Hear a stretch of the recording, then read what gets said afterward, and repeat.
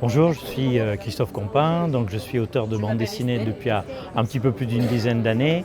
Donc j'ai plusieurs styles de bande dessinée. En fait, j'ai commencé dans l'univers du comics, au début dans une maison d'édition lyonnaise. Après, j'ai publié une bande dessinée en fait qui était dans une maison d'édition locale qui s'appelait Les Monnaies d'hier, donc qui s'appelait Mademoiselle Ernestine.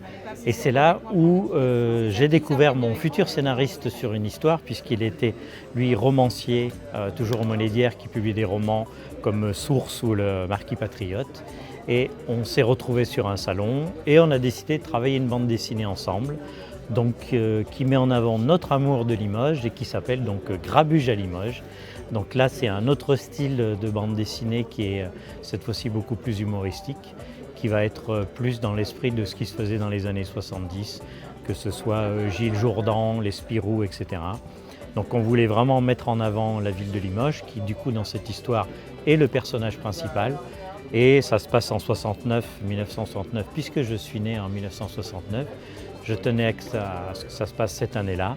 Et puis on part d'un fait réel, de la visite de l'ambassadeur russe en France, pour après faire notre petit délire un petit peu sur les relations avec les Russes où on en fait des méchants. Malheureusement, c'est un peu toujours le cas dans les bandes dessinées ou dans les films.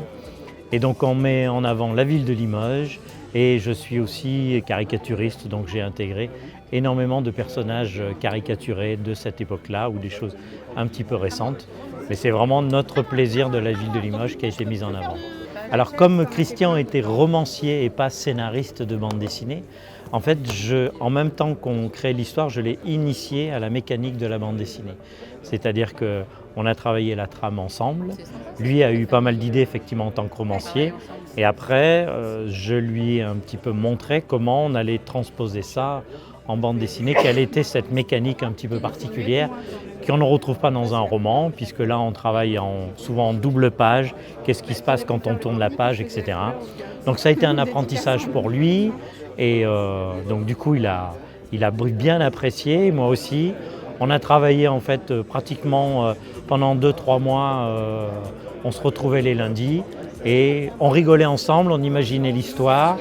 Donc c'est comme ça que les choses se sont faites, peut-être pas d'une manière traditionnelle comme je travaille avec les autres scénaristes, mais d'une manière mais vraiment très agréable parce qu'on s'entend très bien, on est devenus vraiment très amis et voire très complices sur plein de choses.